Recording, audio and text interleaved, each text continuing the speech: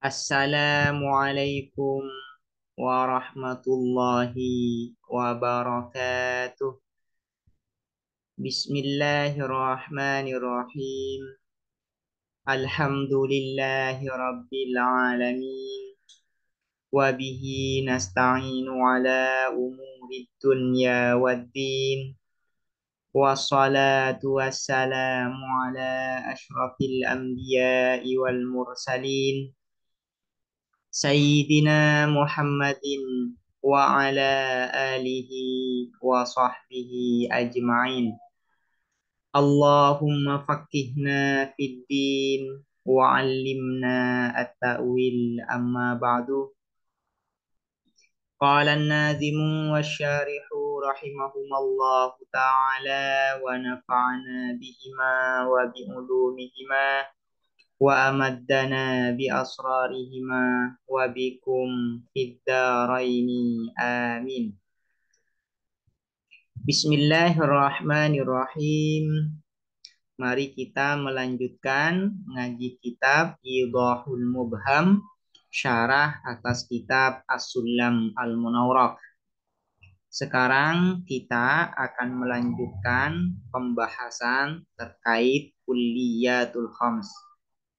Sebelumnya sudah dijelaskan bahwasanya kulli apabila dinisbahkan kepada afrodnya, kepada individu yang dicakupnya, maka kulli ini dibagi menjadi dua. Pertama disebut dengan kulli dzati, yang kedua disebut dengan kulli aradi. Kulli disebut dengan dzati apabila kulli itu menjadi bagian yang membentuk esensi afrod yang ada di bawahnya atau yang dicakupnya. Apabila kulli itu menjadi bagian yang membentuk esensi dari afrod yang dicakupnya, maka kulli itu disebut dengan kulli dzati. Kemudian apabila kulli itu tidak menjadi bagian yang membentuk esensi afrod yang dicakup di bawahnya, maka kulli itu disebut dengan kulli aradi. Jadi kulli aradi itu adalah kulli yang berada di luar esensi afrod yang dicakupnya. Berada di luar artinya tidak menjadi bagian yang membentuk esensi dari afrodnya. Maka kulli yang seperti ini disebut dengan kulli aradi. Kemudian masing-masing dari kulli dzati dan kulli aradi ini dibagi lagi. Pertama disebut dengan jinis, yaitu pembagian dari kulli dzati. Kulli dzati itu pertama dibagi menjadi tiga, yaitu yang pertama adalah jinis, yang kedua adalah fasal, yang ketiga adalah nau. Sementara kulli aradi itu dibagi menjadi dua, ada aradun am dan ada aradun khos. Nah, sekarang akan menjelaskan bagian masing-masing dari kulli dzati dan kulli aradi ini. Wal kulliyudz dzatiyu, dan adapun kulli dzati, imma ayyakuna, ada kalanya ialah ada apa al kulli dzati, mushtarakan, ialah diperserikatkan, bainal mahiyati, di antara esensi, wa baina ghairiha, dan di antara lainnya mahiyah, dan di antara lainnya mahiyah. Artinya kulli dzati itu ada kalanya berlaku kepada banyak mahiyah, bukan hanya satu mahiyah, tapi juga ada pada mahiyah yang lain. Maka kulli dzati yang seperti ini nanti disebut dengan jenis. Au mukhtassan biha, atau khusus biha dengan mahiyah. Nah, ada kalanya kulli dzat ini hanya melekat, hanya khusus pada satu mahiyah. dan tidak bisa melekat, tidak bisa ada pada mahiyah yang lain. Maka kulli dzati yang seperti ini disebut dengan fasal. Jadi pertama yaitu jenis, yang kedua adalah fasal.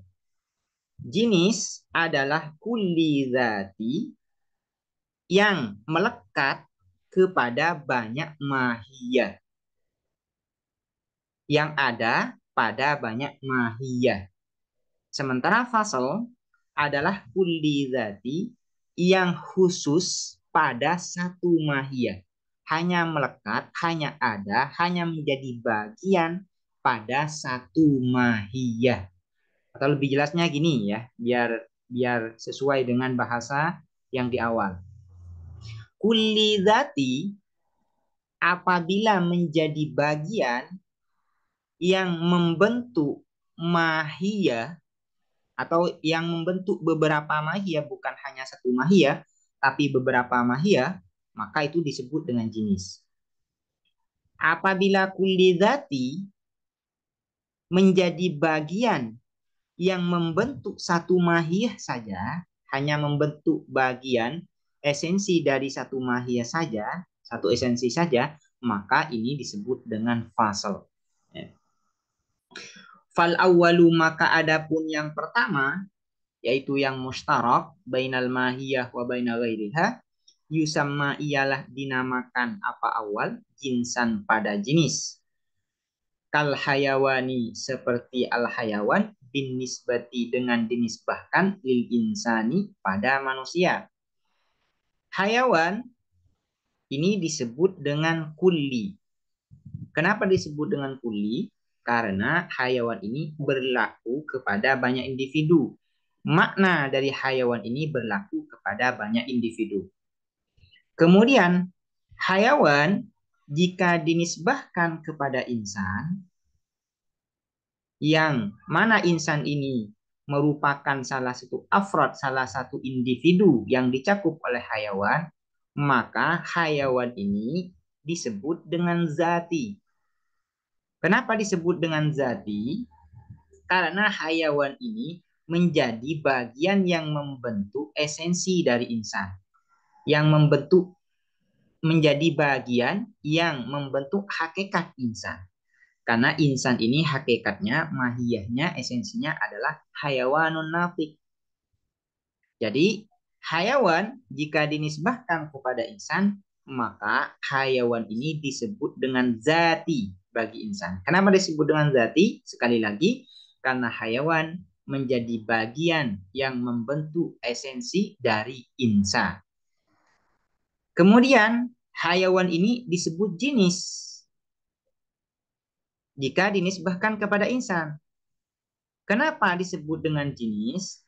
Karena hayawan ini tidak hanya menjadi bagian yang membentuk hakikat insan saja, tapi juga menjadi bagian yang membentuk hakikat selain insan. Misalnya, bakor. Esensi, hakikat dari bakor ini apa? Yaitu hayawanun sahil atau asad. Hakikat dari asad ini apa? Yaitu hayawanun muftaris. Jadi hayawan ini tidak hanya membentuk hakikat insan saja, tapi juga menjadi bagian yang membentuk hakikat selain insan, yaitu bakor, faros, dan yang lain. Karena itu ya, hayawan jika dinisbahkan bagi insan, maka hayawan ini disebut dengan jenis. Begitu juga hayawan jika dinisbahkan kepada bakor, jika dinisbahkan kepada asad, maka hayawan ini menjadi jenis bagi bakor dan asad. Ini ya. Kenapa ini alasan kenapa hayawan ini disebut dengan kulli dzati yang berupa jenis. Wasani dan adapun yang kedua yusama ialah dinamakan apa asani faslan pada fasal. Faslan pada fasal. Kan natikih seperti an-natik yang berpikir. bin nisbati dengan dinisbahkan lahu kepada insan. Lahu kepada insan. Yang kedua, kulli dzati, yang kedua disebut dengan fasal. Contohnya fasal ini seperti natik. Nah, natik ini disebut dengan kulli. Kenapa disebut dengan kulli? Karena natik ini maknanya berlaku kepada banyak individu. Kemudian natik ini disebut dengan zati jika dinisbahkan kepada insan. Kenapa disebut dengan zati? Karena natik ini menjadi bagian yang membentuk hakikat insan. Karena hakikat insan ini terbentuk dari dua, yaitu dari hayawan dan natik. Nah, natik ini menjadi bagian yang membentuk hakikat insan. Kemudian, natik ini disebut dengan fasal bagi insan jika dinisbahkan kepada insan. Kenapa disebut dengan fasal? Karena natik ini hanya berlaku kepada insan saja. Hanya menjadi bagian yang membentuk hakikat insan saja. Sementara untuk hewan-hewan yang lain, ini tidak. Misalnya nih, asad. Asad, hakikatnya dari asad ini adalah hayawanun muftaris. Hayawanun muftaris, bukan hayawanun natik. Nah, karena natik ini hanya khusus bagi insan, menjadi bagian yang hanya membentuk hakikat insan, hanya khusus bagi insan, maka natik ini disebut fasal bagi insan. Disebut fasal bagi insan. Jadi natik ini jika dinisbahkan kepada insan, maka natik ini disebut dengan fasal. Atau lengkapnya kulli zati yang berupa fasal. Wal kulliyul aradiyu, dan adapun kulli aradi, aradi ini biasa diterjemahkan dengan aksiden. Nah, aksiden ini adalah sifat sampingan atau sifat luar yang menempel. Ya, ini disebut dengan aradi. Sifat sampingan yang menempel ini disebut dengan aradi. Wal kulliyul aradi, dan adapun kulli aradi imma ayyakuna, ada kalanya ialah ada apa al kulli aradi mushtarakan, ialah diperserikatkan bainal mahiyah wa baina ghairiha. Ini lengkapnya seperti itu ya. Mushtarakan ialah diperserikatkan bainal mahiyah wa baina ghairiha. Au mukhtasan, atau khusus biha dengan mahiyah. Fa kana, maka apabila ada apa al kulliyul arabi mushtarakan, ialah diperserikatkan bainal mahiyati, di antara mahiyah satu esensi, wa ghairiha, dan selain mahiyah dan esensi yang lain, yusamma, ialah dinamakan. Maka dinamakan, ini bukan ialah tapi ini menjadi jawab dari in. Fa kana, maka apabila ada apa al kulliyul aradi mushtarakan, ialah diperserikatkan bainal mahiyati, di antara satu mahiyah, wa ghairiha, dan selainnya mahiyah yang lain, yusamma, maka dinamakan apa al kulliyul aradi aradon aman, terhadap aradon am.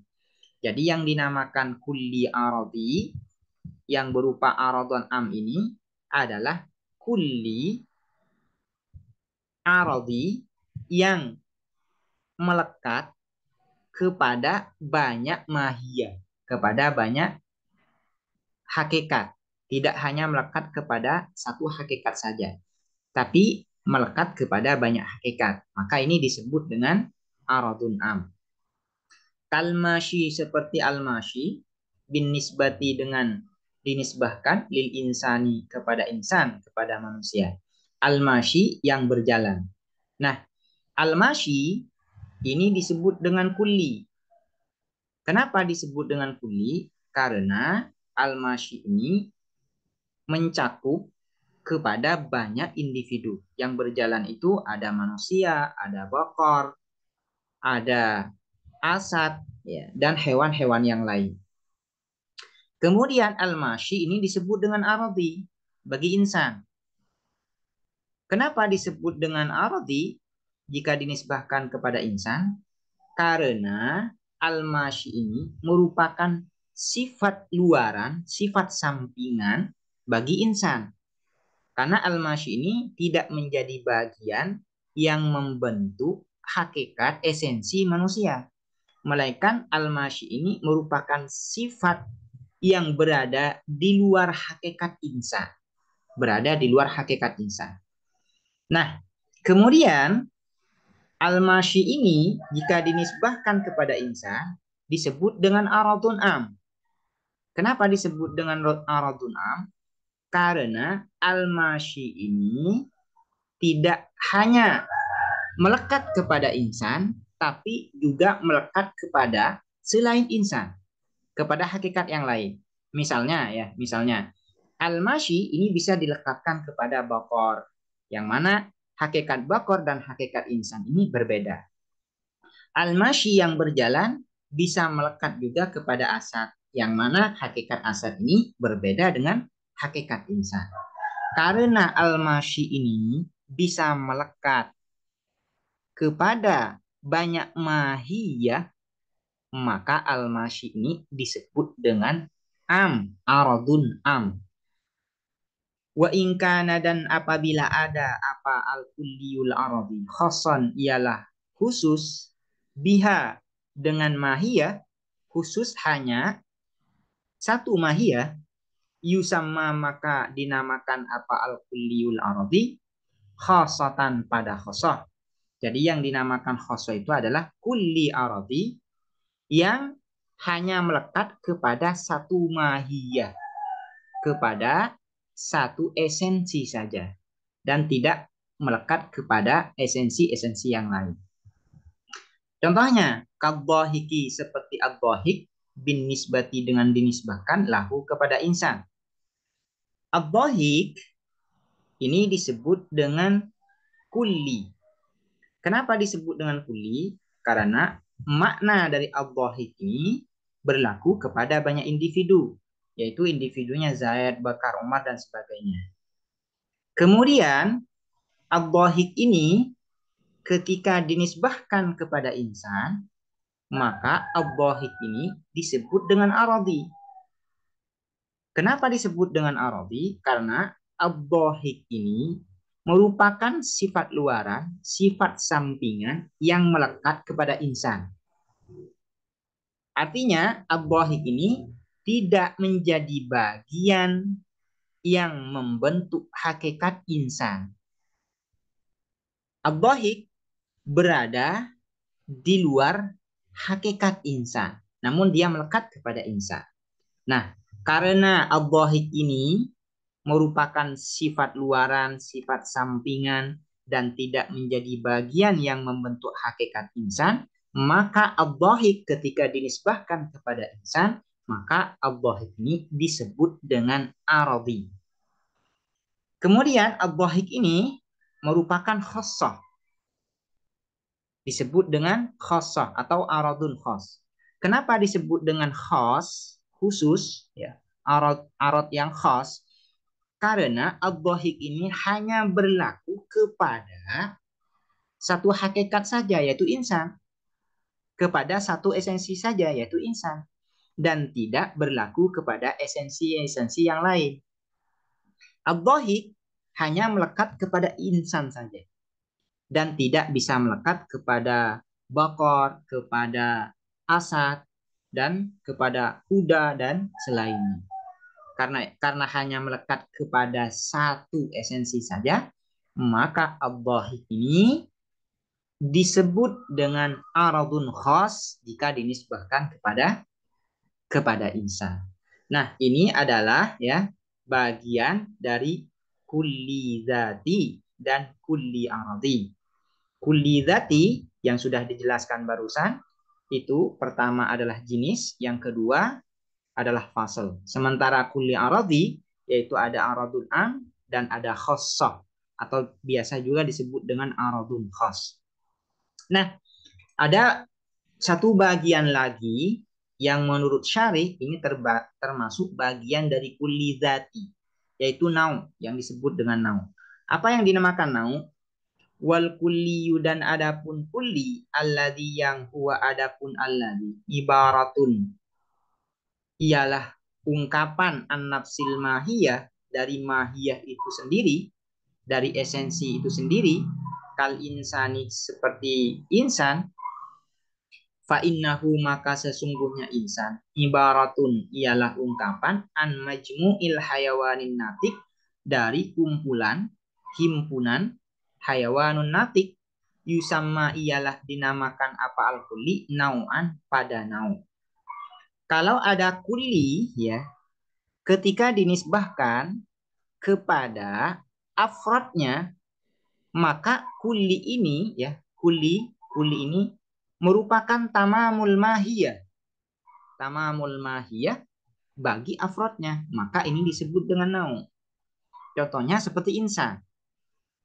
Insan ini merupakan tamamul mahiyah bagi afrodnya, yaitu Zaid, Bakar, Umar, dan sebagainya. Nah, insan ini kan hakikatnya adalah hayawanun natik. Kemudian Zaid sebagai afrod dari insan juga hayawanun natik. Jadi hakikat dari Zaid ini adalah hayawanun natik. Kemudian Umar juga hakikatnya adalah hayawanun natik. Begitu juga seterusnya. Manusia-manusia lain juga hakikatnya adalah hayawanun natik. Karena insan ini merupakan tamamul mahiyah bagi afrod yang ada di bawahnya, maka insan ini, manusia ini disebut dengan nau, disebut nau bagi Zaid, disebut nau bagi Umar, disebut nau bagi Ali, disebut nau bagi Utsman. Nah, kan kenapa disebut dengan nau? Karena insan ini merupakan tamamul mahiyah, mahiyah yang sempurna, esensi yang sempurna bagi Zaid dan sebagainya.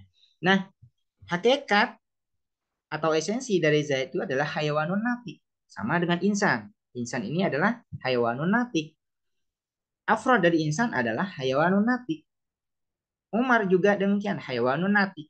Perbedaan antara Umar dan Zaid itu hanya di a'rad atau di aradiyat, sifat-sifat sampingan saja. Sementara hakikatnya sama, yaitu sama-sama hayawanun natik. Karena itu insan bagi Zaid itu merupakan nau. Insan jika dinisbahkan kepada Umar adalah nau. Nah, ini ada 5 kulli atau kulliyatul khamsah ya. Disebut juga dengan kulliyatul khamsah atau mahmulatil khamsah. Ada yang menyebut juga dengan makulatil khamsah. Yang pertama adalah jenis, yang kedua adalah fasal, yang ketiga adalah nau, dan ini merupakan dzati, dan yang keempat adalah aradun am, dan yang kelima adalah aradun khas.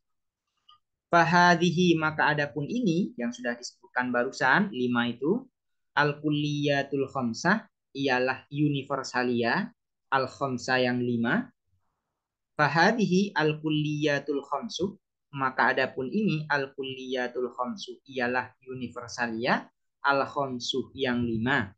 Allati, yang hiya adapun al-kulliyatul khamsu mabadi'ut tasawurati, merupakan pengantar tasawurat. Tasawur ini kan sudah dijelaskan apa yang dinamakan tasawur dan apa yang dinamakan dengan tasdik.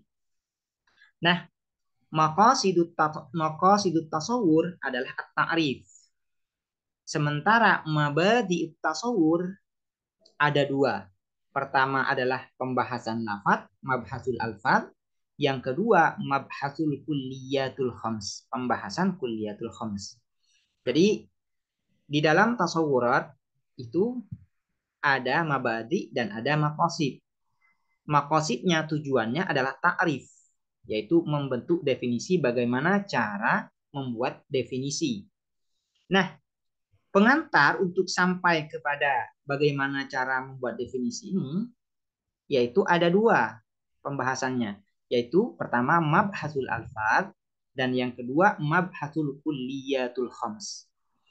Nah, pembahasan lafaz ini dimulai dari pembahasan dalalah sampai pembahasan juz'i dan kulli. Pembahasan kulliyatul khamsah ini dimulai dari pembahasan kulli yang berdasarkan nisbah kepada afrodnya, yaitu kulli dzati dan kulli aradi. Ini merupakan ya pembahasan dari kulliyatul khamsah. Jadi dari pembahasan dari awal itu ya semuanya ada dua pembahasan secara umum. Pertama yaitu mabhasul alfaz, pembahasan lafaz, dan mabhasul kulliyatul khams. Pembahasan lafaz itu dimulai dari dalalah. Dalalah itu termasuk pembahasan dari al-alfaz. Dan akhir dari pembahasan alfaz ini yaitu pembagian lafaz mufrad kepada juz'i dan kulli. Nah, awal pembahasan dari al-kulliyatul khamsah yaitu dimulai dari kulli yang dibagi kepada zati dan aradi. Nah, dan akhirnya yaitu puncaknya yaitu nanti pada pembahasan terkait jinis ya. Jinis itu nanti akan dibahas bahwasanya jinis itu nanti dibagi menjadi tiga, ada yang disebut dengan jenis qarib, jenis ba'id, dan jenis mutawassit. Nah, ini adalah pembahasan kulliyatul khamsah yang merupakan mabadi ya, pengantar dari ta'rif atau disebut juga dengan mabadi'ut tasawurat. Mabadi'ut tasawurat al-musyaru ilaiha yang ditunjukkan ilaiha terhadap mabadi'ut tasawurat bil qawlihi, al-musyaru yang ditunjukkan ilaiha terhadap al-kulliyatul khams biqaulihi dengan perkataan nanti wal kulliyatu khamsatun dunantikos al-bait. Ini adalah pembagian dari kulliyatul khamsah secara umum, yaitu ada 5 jenis: fasal, nau, aradun am, dan aradun khas. Nanti ada satu pembahasan lagi yang berkaitan dengan kulliyatul khamsah, yaitu pembagian jenis. Jenis ini nanti akan dibagi menjadi 3, ada jenis qorib, ada jenis ba'id, dan ada jenis mutawassit. Dan insya Allah akan dibahas pertemuan berikutnya. Demikian, semoga bermanfaat dan semoga mudah dipahami. Assalamualaikum warahmatullahi wabarakatuh.